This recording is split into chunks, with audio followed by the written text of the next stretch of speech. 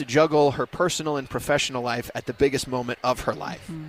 And the whole concept is that, she only gets to be governor for 3 days, but she did a lot with those 3 days. Is supposed to be sort of the whimsy of it. Look at all she accomplished for 3 days. Well, and that's why I thought Holly Richardson of Inside Sources would enjoy it, because a lot of what happens in those 3 days is very, politically. Mm-hmm. The more you understand politics, probably the more you'd relate to it. Mm-hmm. In a similar way to how I did not relate to Five Nights at Freddy's, because I didn't have a connection to most of the things that went on that the people who were fans were. And they were very careful to make sure this was set in 2008. Yes. So that they could avoid... Back before everything. Yeah. Is what they're kind of implying.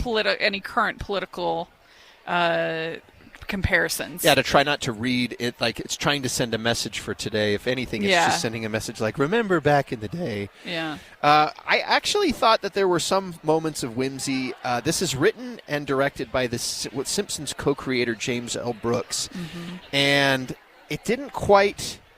I mean, you've said it feels like it was from a different time. Yeah, it feels... And so that's why I could picture some people really enjoying it and having sort of nostalgia with it. And I walked out of saying, I told the rep, I said, this feels like it was made by an old man. And it is made by an old man. It was made by an old man. It feels like it. I just think it's really hard to sell this kind of somewhat sappy narrative about a politician in 2025. It's just tough. Honestly, I think the character I liked the most was Marge Simpson, who was the narrator. The narrator, yeah.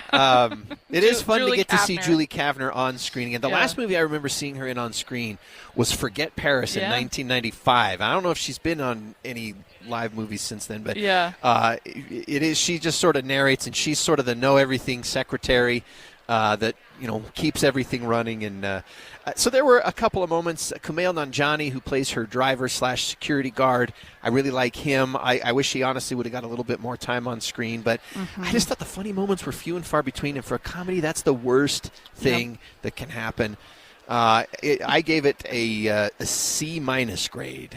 Yeah, I'm right there with you. It was so trite. It just felt like, I don't know. It just felt very sappy. So you go fresh or rotten? Rotten. Rotten for you. C- grade for me. It is rated PG-13 for strong language, some sexual material, and drug content. That